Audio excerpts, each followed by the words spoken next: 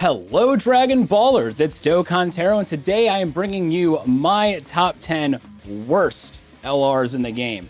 Now, some of these might be units that aren't actually bad, but in order to have a top 10 list, you gotta have 10 units, and 10's just a nice number, so some of these guys aren't bad. I'll explain why I've put who, where they are, and all that kind of stuff. These are all my opinions, of course.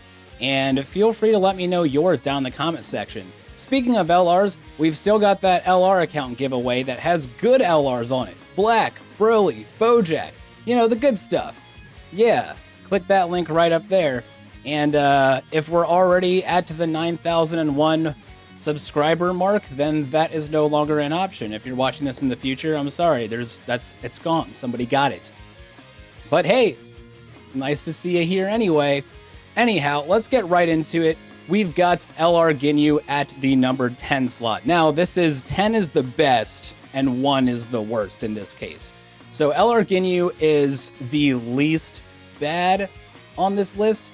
The biggest issue with him comes down to damage, really. That's the biggest issue, is he doesn't do a whole lot of damage.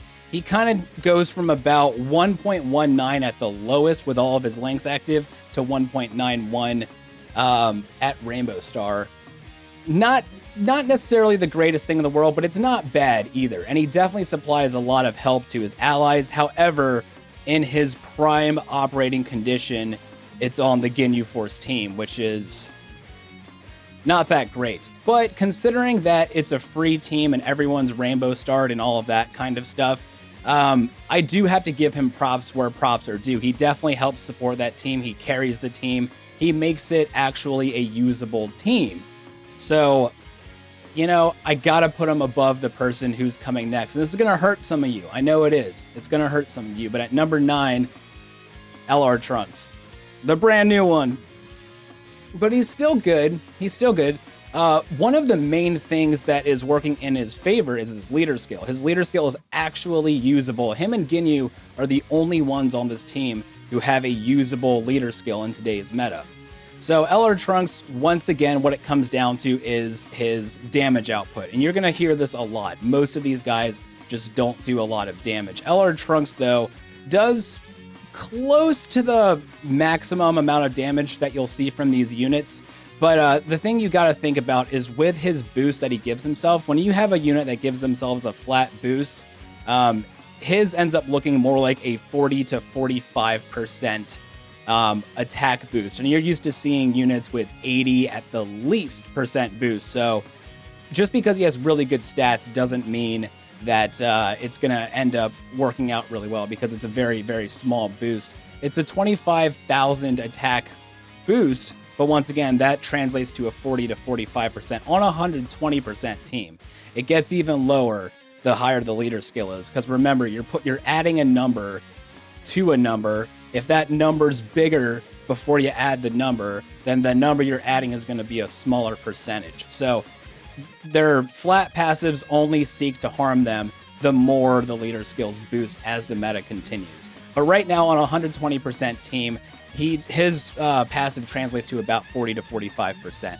So that's not too bad at all. His links aren't the greatest in the world, but they're suitable. They're manageable. You can use him, and you can do just fine with him. And he does pretty all right for himself. He's got some high damage numbers for this team. And of course, I'm calculating all these guys at Rainbow Star, so you know, that's not doing them any favors either. Especially because a lot of these guys, if not all of them, are farmable. I believe they're all farmable. I'll let you know here in a second if I stumble across one that's not, but I'm almost positive they all are. LR Frieza is next up, and he's actually pretty solid. One of the main things working in his favor are his key links. However, he only really links up with other Frieza type units, which doesn't really work very well on Extreme STR, which is kind of the only team that he can be run on. You can run him on Namek Saga, obviously, but who wants to run that, honestly? He does a pretty good amount of damage. However, his boost that he gives himself equates on a 120% team to about a 15 to 20% boost. And once again, we're used to seeing units that have at least an 80% boost, at least 80%, just to get by. Just to get by. So that's the main thing holding these units back, is that they haven't aged well in the meta. You can see Trunks had a 40 to 45%. Frieza's looking at 15 to 20, but he still puts out a really good amount of damage if he's in the right situation, if he's linked up properly, which will be very difficult to do. And that's the main reason that I've got him below Trunks, is because Trunks has a lot easier of a time linking up well on teams where he would go on Hybrid Saiyans, on Future Saga, on AGL. Frieza really needs other Frieza units, and that's going to be kind of hard to pull off. Next up at number, what are we at, 7? At number 7, we've got the OG, the original LR, Goku. Main issue with him, key links. His key links are absolute garbage. However, if you run him with a Tech Bardock, you end up with just an amazing combo that can lead to him doing over 2 million damage on average each turn. But his passive equates to about a 15% boost on a 120% team, which doesn't end up working out very well. You know, it's just not enough. If you were at like 60% or a 50% boost, he would be an incredible unit still, but you absolutely have to run him with Bardock. Otherwise, he might not even get his regular super attack off. So because of that restriction, I can't really put him any higher than this. He's definitely still probably one of the coolest looking cards in the game and one of my favorites. He's still my background on my game phone, but I can't in good conscience put him any higher than this, especially when you have units like LR Trunks, the newer ones. LR Frieza does way better, way more damage, and LR Ginyu is just, you know, he can actually lead a team, you know. That's the kind of stuff that keeps this guy from being any higher. But now let's go ahead and move on to number 6. We've got LR Piccolo. LR Piccolo isn't quite as good as LR Goku in my opinion, simply because the amount of defense he's able to stack onto himself, it's about a 20% defensive increase on top of a very, very strong defensive, just base defense. And that equates to, after links are factored in, that equates to 78,694 on a 120% team if he's Rainbow Starred. That's not bad, but it's not great either. He'll definitely tank very nicely. He won't put out a lot of damage. That's not really what he's there to do. But he also has some really good links with, say, LR Gohan, someone who's crucial in Super Int. However, on most category teams, and let's keep in mind that categories are kind of becoming the new meta. 120s are being kind of forced out a little bit, not too much, but a little bit. Piccolo just doesn't really hold his own the way that he used to. As the meta keeps evolving, there's not really a good team to fit him on. And if you run him on Super Int, you're missing out on a lot of damage. And he still, to this day, cannot take super attacks that gracefully. But you know, defense is good. If that's something that you need for your team, defense is definitely good. But for him, it's just not enough. It's just not enough. Not in today's meta. No, sir.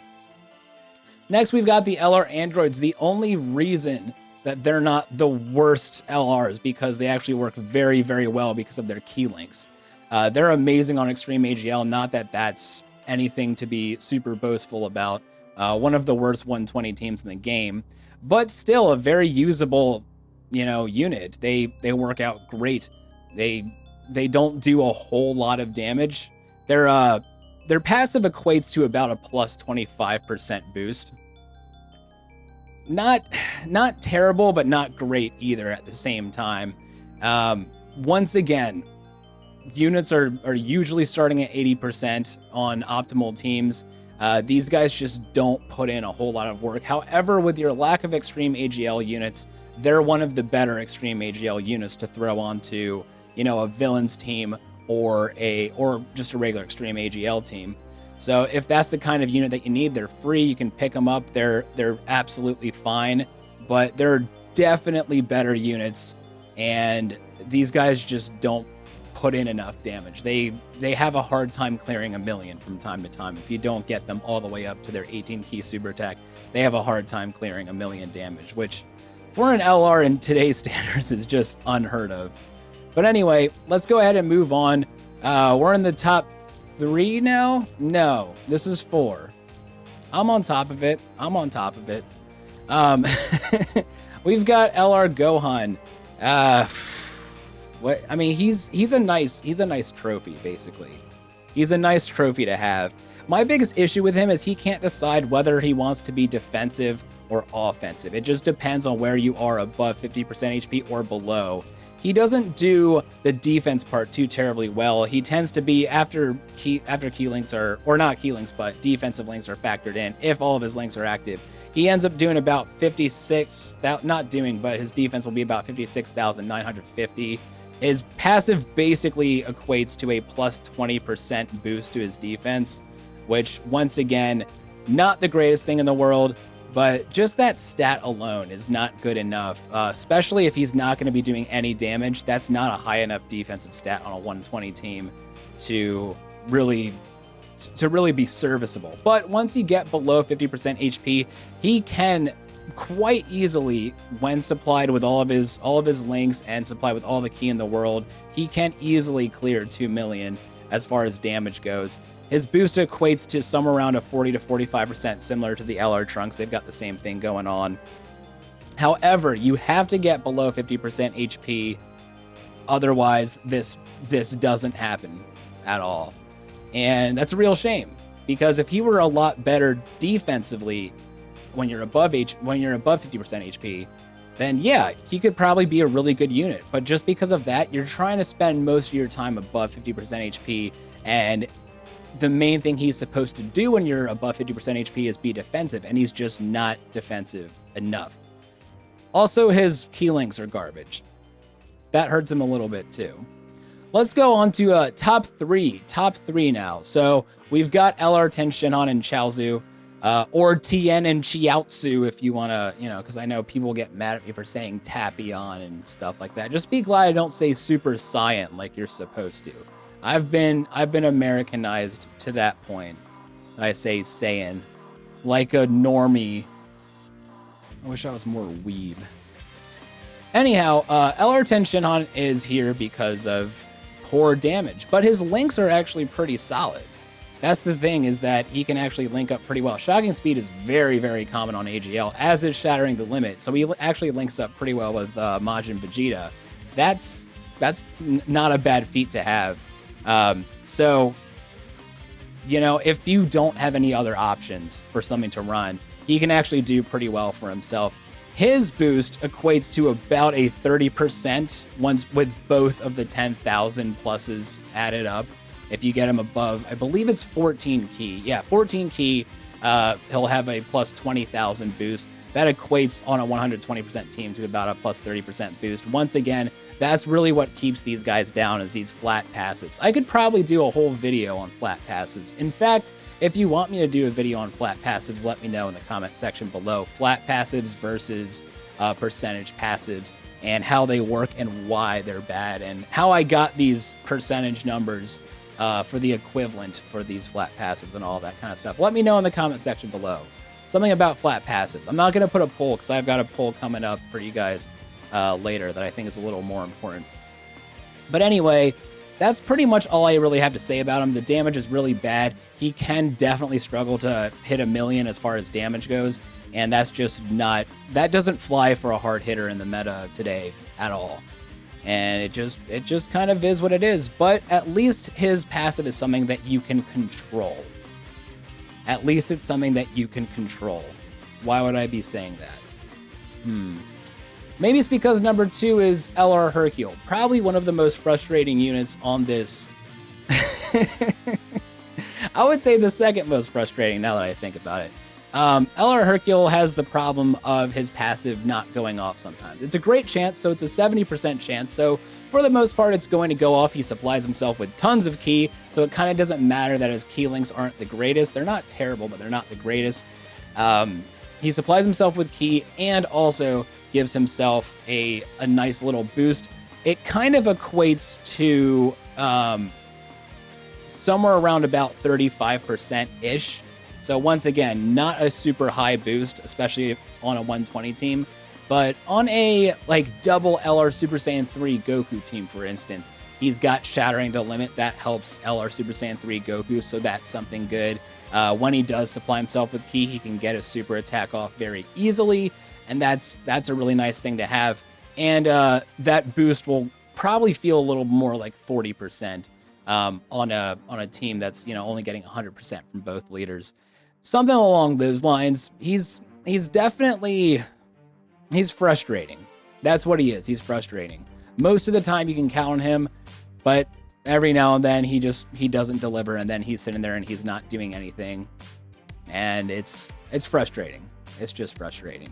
I know a lot of people really love this unit, but I don't. All right, number 1. Can you guess who it is? I want you to challenge yourself. Don't scroll ahead and stuff. Just think in your head for a second. Who have we not talked about? Who is it? Can you not think of it? I'll tell you why you can't think of it if you can't. It's because this is the most forgettable unit in the entire game. So forgettable, Bandai forgot it even existed. And of course I'm talking about LR Ginyu, the other one. So we started with LR Ginyu and we ended with LR Ginyu. Let me tell you why this unit is absolute, complete, utter garbage. He's a 15% support unit on a 120% team. On a cooler team, for instance, if you run him, he gives about 15% to your attackers on average. This number will fluctuate depending. It's a 7,777 flat attack boost. But for your average hard hitter, that equates to around 15%. If he's on your villains team, it's 15%. Your support units need to be giving at least 25% to be at all viable whatsoever. And even the 25% ones aren't all that great.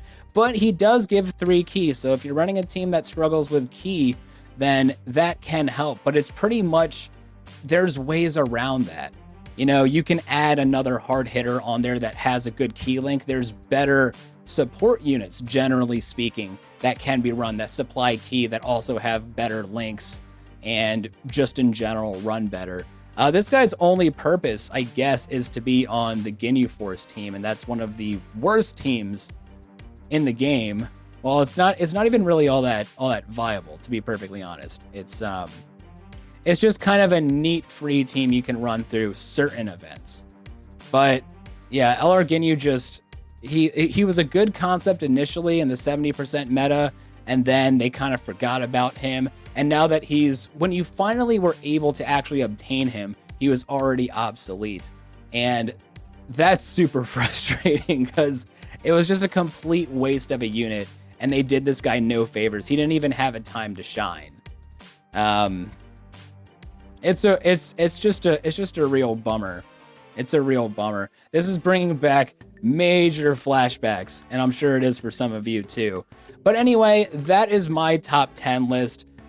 Ginyu's the best out of these 10, and then Ginyu's the worst out of these 10. It feels right. Let me know your thoughts down in the comment section below.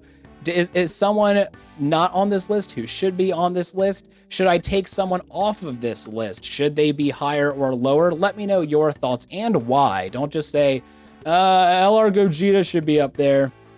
I want to hear why. I want to hear your reasoning, you know. That way we can have an open conversation we can talk about. I know I can't respond like left and right all the time and all that kind of stuff because I've got a bunch of you down there, but I'll do my best, and I definitely want to hear you guys' thoughts. Speaking of hearing you guys' thoughts, we're talking about LRs a lot today.